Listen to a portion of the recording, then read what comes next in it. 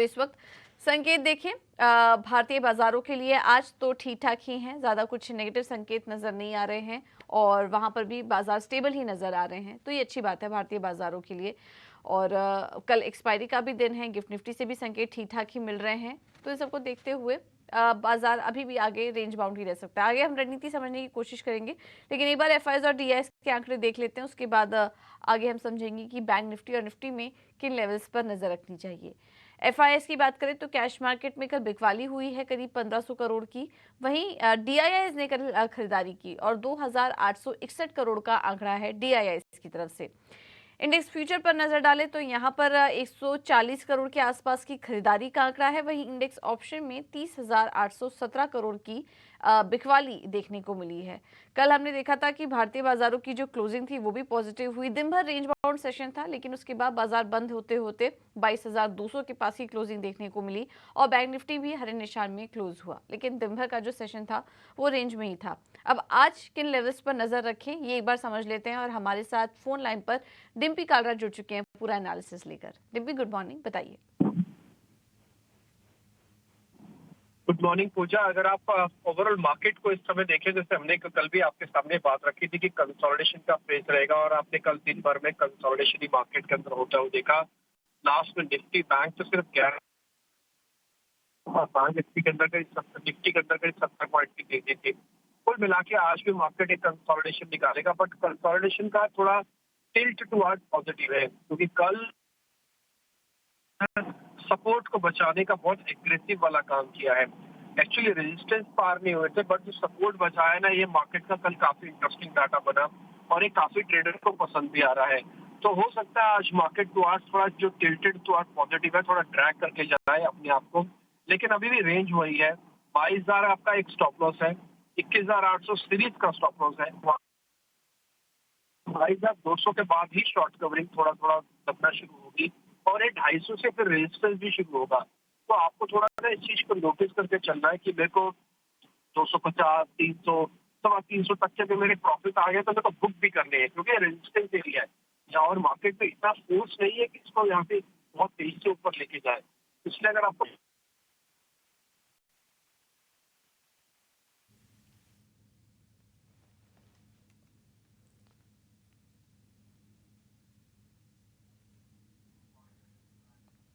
चलिए, थोड़ी टेक्निकल दिक्कत आ रही है, डिम्पी से बात नहीं हो पा रही है हमारी, लेकिन जो निफ्टी और बैंक निफ्टी के लिए इंपॉर्टेंट लेवल्स निकल कर आ रहे हैं वो हमने अभी आपको बताए।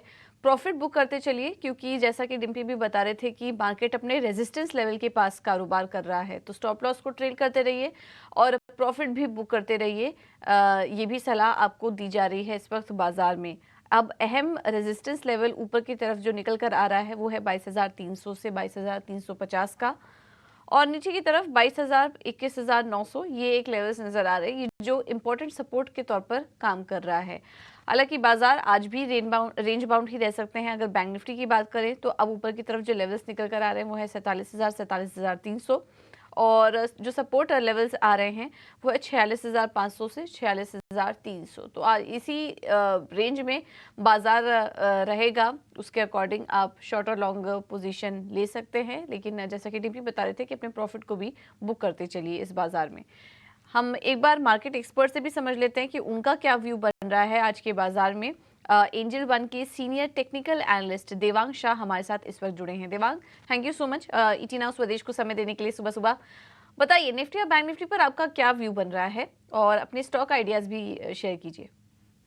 Good morning. और हम बात करें निफ्टी की, डेफिनेटली हमने पास्ट फ्यू डेज में कंसोलिडेशन देखा है निफ्टी में, बट ओवरऑल ट्रेंड की बात करें, ट्रेंड अभी भी पॉजिटिव है। हमें लगता है कि यहाँ से भी खरीदने की सलाह रहेगी।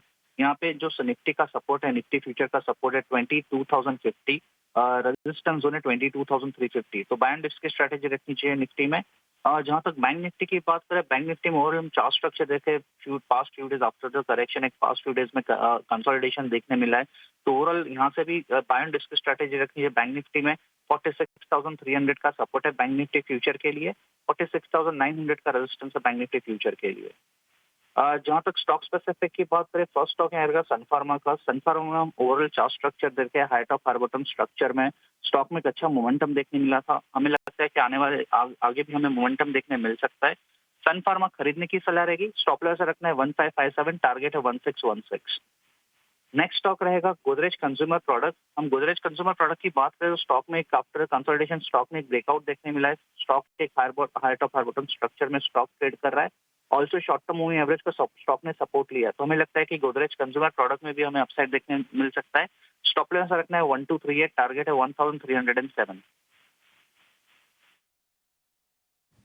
ओके, तो गोदरेज कंज्यूमर में तेजी करने की सलाह 1307 के लक्ष्य के लिए, और सन फार्मा में भी तेजी करने की सलाह आपको दी जा रही है देवांग की तरफ से। देवांग जी, बहुत बहुत धन्यवाद आपका समय देने के लिए और ये रणनीति सुझाने के लिए आज बाजार में। तो बाजार में ओवरऑल मोमेंटम पॉजिटिव ही नजर आ रहा है, थोड़ा रेंज बाउंड रहेगा, लेकिन आगे के लिए भी आप तेजी करके चल सकते हैं। जो सपोर्ट लेवल्स आपको बताए गए उसके आसपास अगर आए तो बाय ऑन डिप्स की रणनीति अपनाइए, और जिनके पास है वो अपनी पोजीशन होल्ड करें, स्टॉप लॉस ट्रेल करते रहिए। चाहे तो मुनाफा बुक करके भी आप जा सकते हैं, क्योंकि थोड़ा बहुत करेक्शन भी आ सकता है बाजार में, जहां पर कि आपको एंट्री लेनी है।